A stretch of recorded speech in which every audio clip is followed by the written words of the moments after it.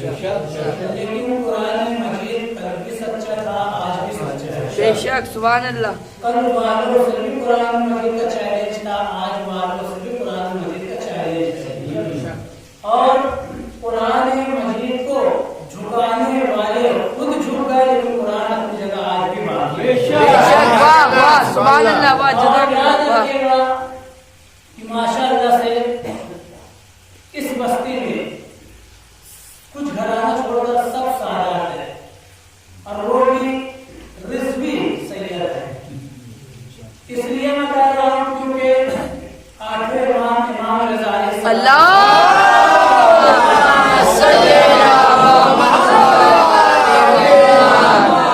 انہیں کی ولادت آنے والے جمعہ کے دن۔ آپ کی ولادت 11 ذوالقعدہ، آج 7 ذوالقعدہ ہے، 11 ذوالقعدہ سن 148 ہجری میں ہوگی، 148 آپ کی ولادت ہوئی۔ اور ہر رضوی سادہ جتنے بھی رضوی ہیں کم سے کم آٹھویں امام کے بارے میں جاننا ضروری ہے، اس لیے کہ آپ کے نام میں ایک بہت بڑی چیز پوشیدہ ہے۔ ہم تو نام جان لیتے ہیں لیکن نام کا معنی نہیں جانتے ہیں۔ بہت خوب۔ اور یاد رکھیے گا آٹھویں امام کی جب ولادت ہوئی تھی 11 ذوالقعدہ سن 148 ہجری، وہ جمعہ کا دن تھا، اور اس مہینے کا 11 ذوالقعدہ بھی جمعہ کے دن آ رہا ہے۔ اور ہم اپنے بچوں کا تو سالگرہ مناتے ہیں، لیکن آٹھویں امام کم سے کم ان کو ہدیہ کرے 100 مرتبہ صلوات پڑھ کر اس دن جمعہ کا دن، یہ ان کے لیے بہت بڑی نعمت ہے جو 100 مرتبہ صلوات پڑھ کر آٹھویں امام کو ہدیہ کرتا ہے۔ یہ لمحہ ہونا کیونکہ آپ رضوی ہیں، اور آپ کا اگر شجرہ ملایا جائے تو آپ کا شجرہ سیدھا آٹھویں امام سے جان ملے۔ بے شک، سبحان اللہ، بے آپ کے شک۔ باپ ہیں آٹھویں امام، جتنے بھی رضوی سعادت ان کے باپ ہیں آٹھویں امام۔ آپ اپنے بچوں کا تو برتھڈے منا رہے ہیں، لیکن آٹھویں امام کا اگر آپ ہدیہ نہیں کر رہے تو پھر آپ جو ہے مطلب بیکار ہے پورے ہستی پر۔ لہذا آٹھویں امام کے بارے میں پہلے میں بیان کرنے سے پہلے ایک چیز بیان کرتا ہوا چلوں کہ ہر دور کی خلافت امامت سے الجھنا چاہیے، ہر دور کی خلافت امامت سے ٹکرانا چاہیے، لیکن خلافت تو مٹ گئی، امامت آج بھی پردے کا ہے۔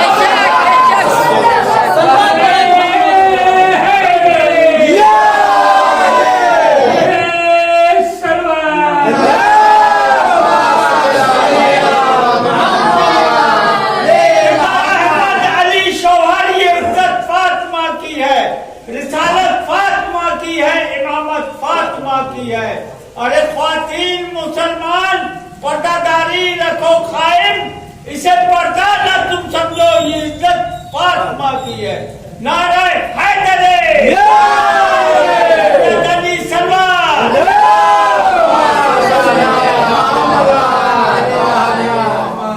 آٹھویں امام کا نام علی تھا، سب جانتے ہیں علی تھا، اور آپ کا لقب رضا تھا۔ علی کا معنی ہے بلند و بالا، علی کا معنی ہے نہ جھکنے والا، رضا کا معنی ہے راضی ہو جانے والا۔ ہر رضوی سعادت پر یہ واجب ہے کہ اپنے رضا کو راضی کرو، کیونکہ اگر یہ رضا راضی ہے تو اللہ راضی ہے، اگر یہی رضا راضی نہیں ہے تو تمہارا اللہ بھی راضی ہے۔ سبحان اللہ، کیا کہنا۔ یاد رکھیے گا علی کا معنی بلند بالا، رضا کا آپ کا لقب ہے رضا، رضا کا معنی راضی ہونے والا۔ اور آپ کی ولادت 11 ذوالقعدہ سن 148 ہجری کو مدینہ منورہ میں جمعہ کے دن صبح نماز فجر کے وقت ہوئی، اور جب آپ کی ولادت ہوئی اس وقت ہمارے ساتھ امام مسجد نبوی میں نماز پڑھا رہے تھے۔ نماز فجر سے جیسے ہی ہمارے ساتویں امام فارغ ہوئے، ابھی چاہتے تھے کہ کچھ مستحبات کو انجام دے، کچھ دعائیں وغیرہ پڑھے، آپ کے کانوں میں خبر آئی کہ عصمت کا 10واں نور امامت کی 8ویں کڑی اللہ کی شریعت کو آگے بڑھانے کے لیے آ گئے ہیں۔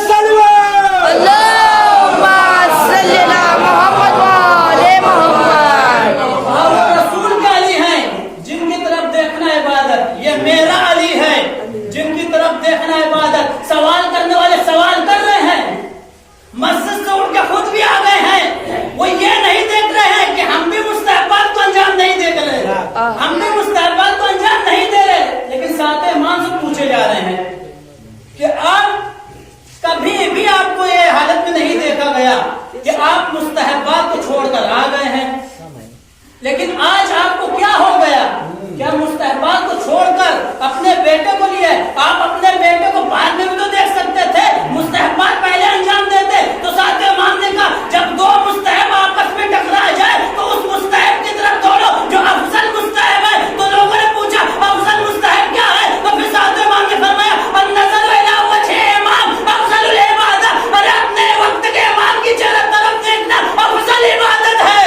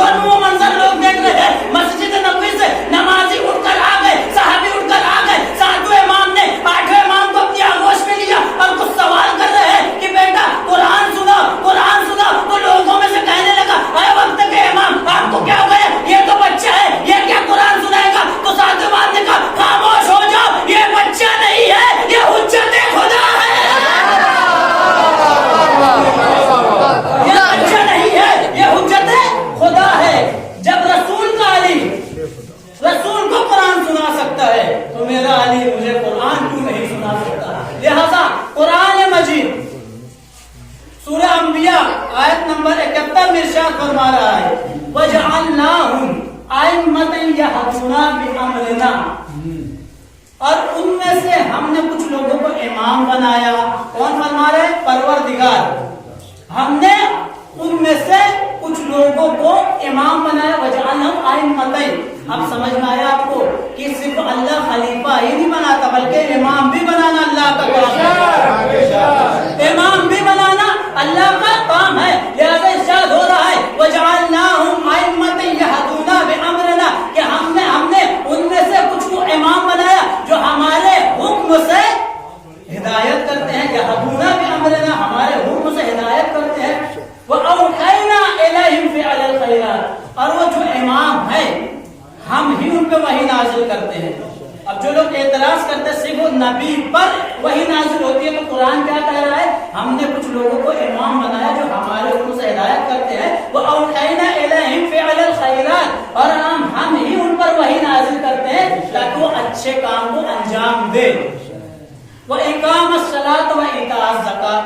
और वो लोग नमाज को भी कायम करते हैं जो इमाम है। वह इकामत सलात व इताअज ज़कात और ज़कात को भी अदा करते हैं। व कानू लना आबिदीन। और यकीनन वो सब के सब मेरे नेक बंदों में से हैं। ये आयत का पूरा तर्जुमा हो गया। लिहाजा इमामत और खिलाफत बहुत बड़ी, यहाँ पर हर आदमी को जानना जरूरी है कि इमामत और खिलाफत में फर्क क्या है। जो लोग अरबी जानते हैं, जो लोग सऊदी में रहे होंगे वो बेहतर जानते हैं। लफ्ज़ खलीफा जो है लफ्ज़ खल्फ से बना है। खल्फ कहते हैं पीछे को, और लफ्ज़ इमाम जो है लफ्ज़ अमाम से बना है। अमाम कहते हैं आगे को। लफ्ज़ खलीफा बना खल्फ से, खल्फ कहते हैं पीछे को। लफ्ज़ इमाम अमाम से बना, अमाम कहते हैं आगे को। मैं पूरा जुमला कह चुका हूं लेकिन आप लोग अभी भी नहीं समझे। लफ्ज़ खलीफा लफ्ज़ से बना है यानी पीछे, और लफ्ज़ इमाम अमाम से बना है यानी आगे। अब समझ में आया आप लोगों को कि खलीफा उसे कहते हैं जो लोग पीछे चलते हैं, इमाम उसे कहते हैं जो आगे चलते हैं।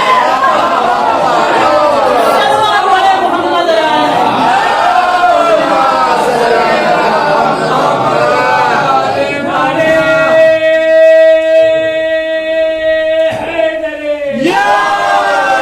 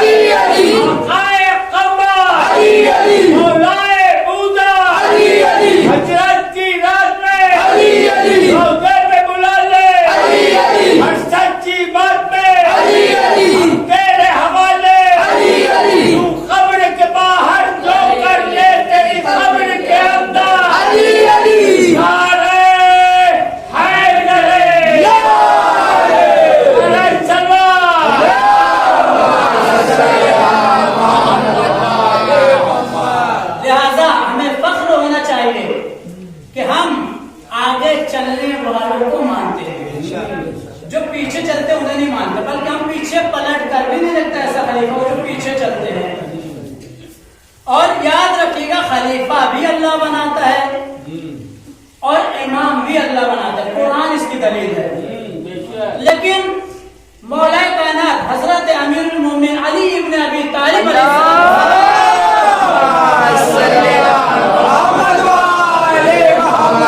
ارشاد فرماتے ہیں اس شخص پر لعنت ہو جو مجھے چوتھا خلیفہ نہ مانے.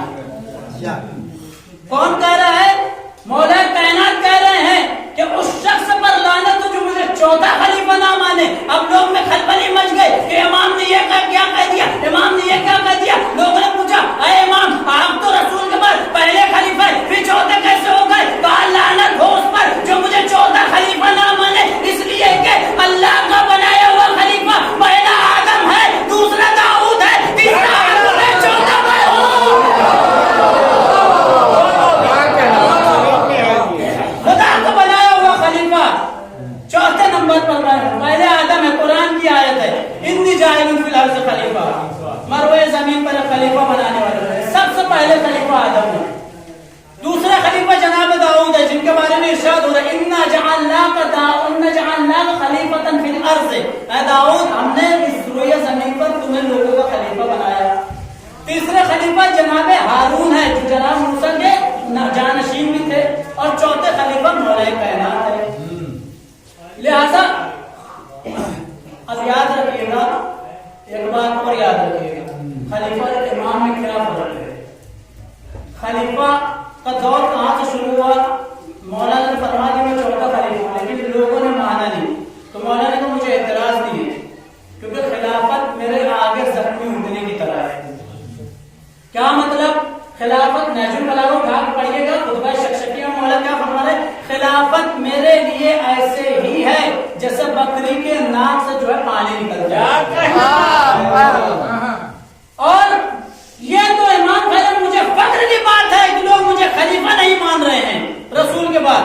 فخر کی بات یہ ہے کہ لوگ مجھے امام مان رہے ہیں. فخر کی بات یہ ہے کہ لوگ مجھے امام مان رہے ہیں. اور امام ایک بات کہتا ہوں چلو کہ خلافت جو تھی سقیفہ سے شروع ہوئی تھی. پہلی خلافت, دوسری خلافت, تیسری خلافت, اس کے بعد کوئی خلیفہ نہیں ہوا. معلوم ہوا کہ خلافت جو ہے 3 ہی سینے تک آگے بڑھی لیکن امامت 12 سینے تک آج بھی برقرار ہے.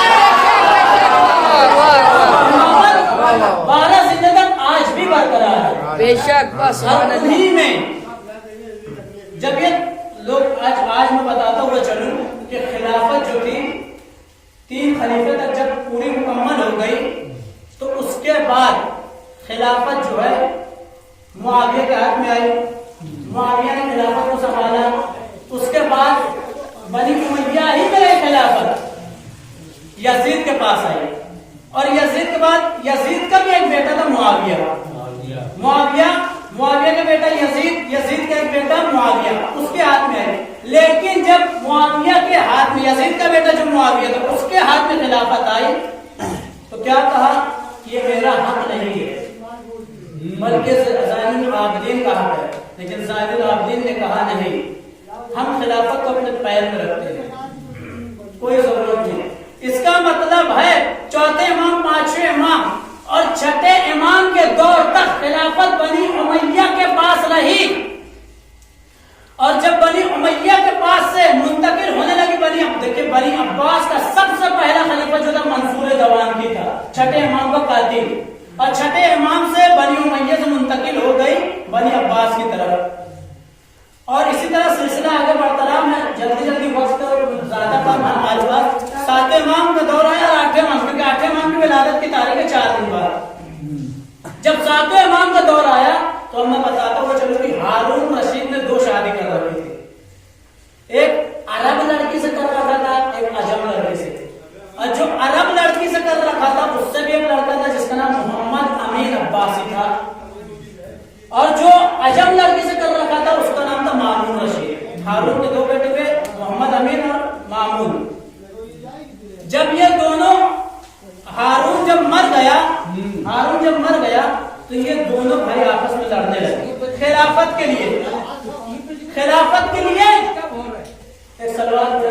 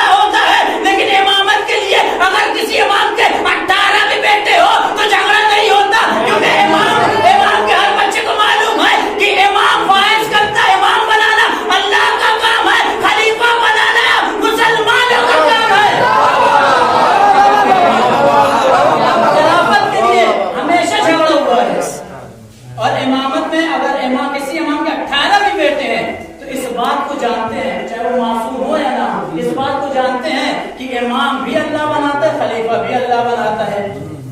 لہذا امامت کے لیے کبھی جھگڑا نہیں بنا ہوتا ہے. 8 امام کا دور آیا. ولادت میں نے پڑھ چکی کہ 7 امام آیا دوڑ کر 8 امام کو گود میں لیا سارا.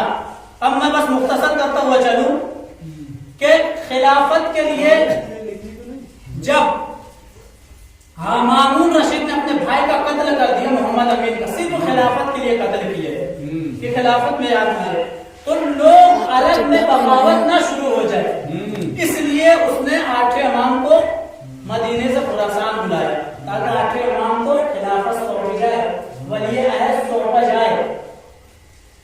امام مدینے سے خراسان کی طرف نکلے ہیں.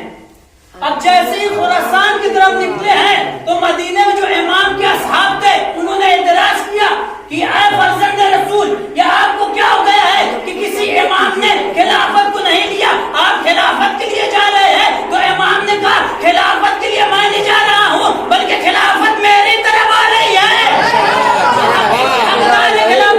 خلافت اس کی طرف آ رہی ہے. تو لوگوں نے پھر اعتراض کیا کہ کیا ضرورت ہے آپ کو خلافت لینے کے لیے. تو 8 امام نے کہا کیا تم قرآن کی آیت بول رہے ہو کہ جناب یوسف جب عزیز مصر کی خلافت لے سکتے ہیں تو یہ فقر یوسف کیوں نہیں لے سکتا. مدینے سے خراسان کی طرف 8 امام آ گئے تو مامون رشید ڈر کی وجہ سے, دیکھیے گا ڈر تھا کہ سارا عرب میرے طرف بغاوت نہ کر جائے کیونکہ اس نے محمد امین اپنے بھائی کا قتل کیا تھا. اس لیے 8 امام سے کہنے لگا کہ ولی عہد آپ اپنے ہاتھ میں لے, خلافت آپ اپنے ہاتھ میں لے. امام نے پہلے انکار کیا لیکن جب مامون نے اصرار کیا تو امام نے اپنے ہاتھوں کو اٹھایا اپنے کانوں تک, ایک ہاتھ اٹھایا. تو مامون نے کیا کہا, مامون نے کہا کہ بیعت ایسے لی جاتی ہے. مامون کیا کہہ رہا ہے, امام سے کہہ رہا ہے فرزند رسول بیعت ایسے لی جاتی ہے, بیعت آپ لیجئے تو ایسے لے, خلافت ایسے نہیں لی جاتی. تو 8 امام نے کہا اور ایسے بھیک لی جاتی ہے.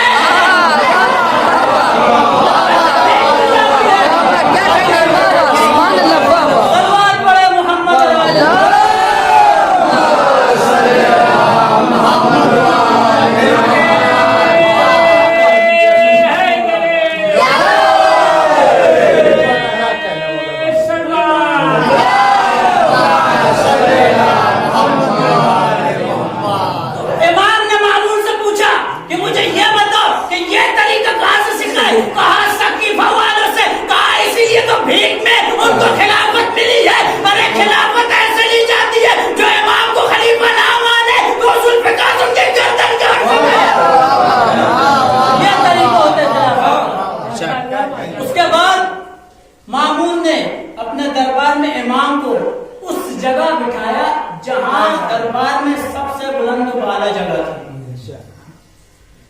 مامون کا تخت تھا رکھا ہوا اور تخت کے اوپر ایک اور محراب بنا رکھا تھا جہاں امام کو بٹھا سکتے. لہذا جب امام آئے تو مامون نے کہا اوپر بیٹھیے, میں نیچے بیٹھتا ہوں. لہذا امام اوپر بیٹھ گئے, مامون نیچے بیٹھا تھا. مامون نیچے بیٹھا تھا, امام اوپر بیٹھے تھے. مامون کہنے لگا جتنے بھی درباری تھے کہ دیکھو یہ فرزند رسول ہے, انہیں جتنا ان سے جو سوال کر سکتے ہو کرو, ان سے جو سوال کر سکتے ہیں سب کو جو سوال تمہیں کرنا وہ کرو. لیکن سب خاموش تھے, سب خاموش تھے. اس لیے خاموش تھے کیونکہ مامون وقت کا خلیفہ تھا, نیچے بیٹھا تھا, امام اوپر بیٹھے تھے. ایک شخص نے دربار میں اٹھ کر پوچھا یا ہے فرزند رسول, آیا تو وقت کا خلیفہ مامون ہے, آپ ان کے کاندھے پر پیر رکھ کر بیٹھے ہیں. تو امام نے یہی جواب دیا تھا, ارے مسلمانوں کے بنائے ہوئے خلیفہ امام کے قدموں میں ہوتے ہیں.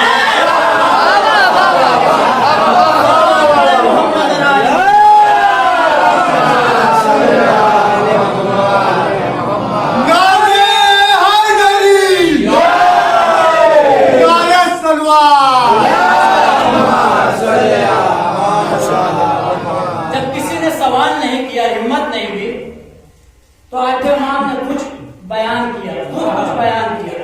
اور سب سے پہلے بیان کیا تو کیا کہ میں امامت کی 8ویں کڑی ہوں, اور جیسا کہ میرے جد رسول اللہ نے بصارت دی ہے کہ میرے بعد मेरा फर्जंद मोहम्मद तकी इमाम होगा, उसके बाद उनके फर्जंद अली नकी इमाम होंगे, उसके बाद उनके फर्जंद हसन अस्करी इमाम होंगे, और उसके बाद 12वें की गैबत काफी तुलानी होगी, यहाँ तक के कयामत करीब हो जाएगी, इतनी तुलानी होगी। अब लोगों ने इतराज किया कि कोई आदमी इतने साल तक कैसे जी सकता है?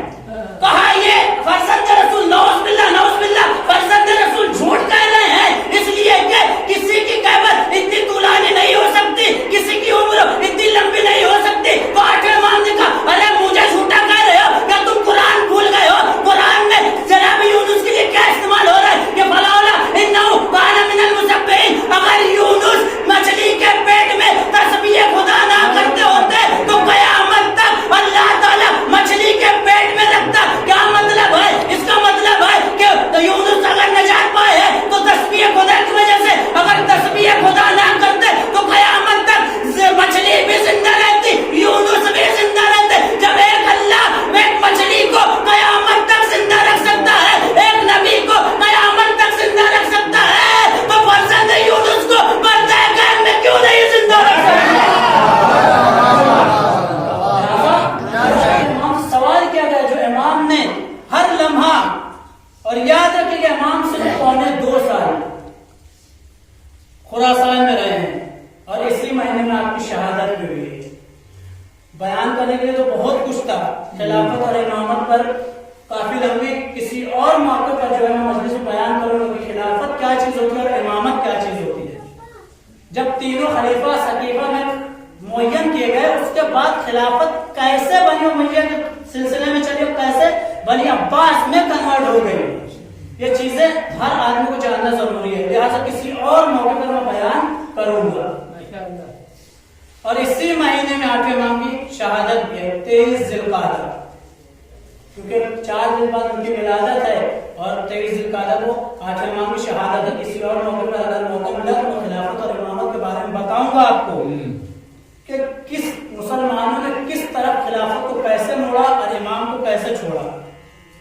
और इमाम को भी इन लोगों ने छठे इमाम के दौर में एक इमाम को बनाया जिनका नाम अबू हनीफा था, और उन्होंने भी एक हदीस चुराई। और कौन सी चुराई? कि वही हदीस चुराई कि जो अपने वक्त के इमाम को पहचाने बगैर मर जाए वो जाहिलियत की मौत मरता है। इसका मतलब ये है कि इससे पहले जितने भी खलीफा मर गए तो सब जाहिलियत की मौत मरे हैं। यकीनन बयान करूंगा मैं किसी और मौके पर। लिहाजा जब आठवें इमाम का 2 साल तकरीबन 2 साल मुकम्मल होने पर थे और मामून ने जब देखा कि सारे लोग आठवें इमाम तक कन्वर्ट हो रहे हैं और आठवें इमाम के शिया हो रहे हैं, तो आप उसने खुरमे में अब्बास अंगूर में जहर मिला कर दिया और आपने जब उसे नोश फरमाया तो आपका पूरा बदन जर्द हो गया। आप मामून के दरबार से उठे, अपने खुरासान में आए, और जब खुरासान आए तो आप तड़पने लगे। आपकी एक ज़ियारत है जो हर आदमी पढ़ता है, हर नमाज के बाद पढ़ता है, हर जुमरात को पढ़ता है, रोजाना नमाज पर पढ़ता है, जिसमें कहा जाता है कि अस्सलाम अलैका या गरीबल गुरबा। क्या मतलब है इसका? जो दुनिया के सबसे बड़े शहंशाह हैं, जो दुनिया के सबसे बड़े बादशाह हैं, जो दुनिया के सबसे बड़े सैयद हैं, उन्हें गरीबुल गुरबा क्यों कहा गया? क्या वजह है?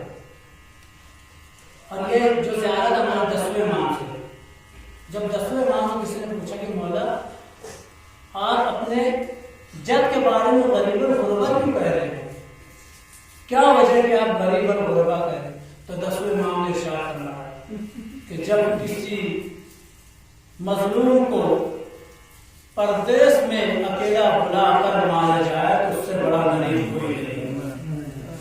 और यही वजह थी कि जब आपने अंगूर को नोश फरमाया और जहर आपके जिस्म में सरायत कर गया, आप जब घर आए हैं तो आपका पूरा जिस्म दर्द हो गया था, आप तड़पने लगे थे। अरे आपके बेटे मोहम्मद तकी भी मदीने में थे कि कोई खबर पहुंचाता कि आपके बाबा को जहर दे दिया गया है, लेकिन इमाम थे, इमामत के अंदाजे से पता लगा लिया। इमाम मदीने से खुरासान की तरफ चले, जब खुरासान में पहुंच गए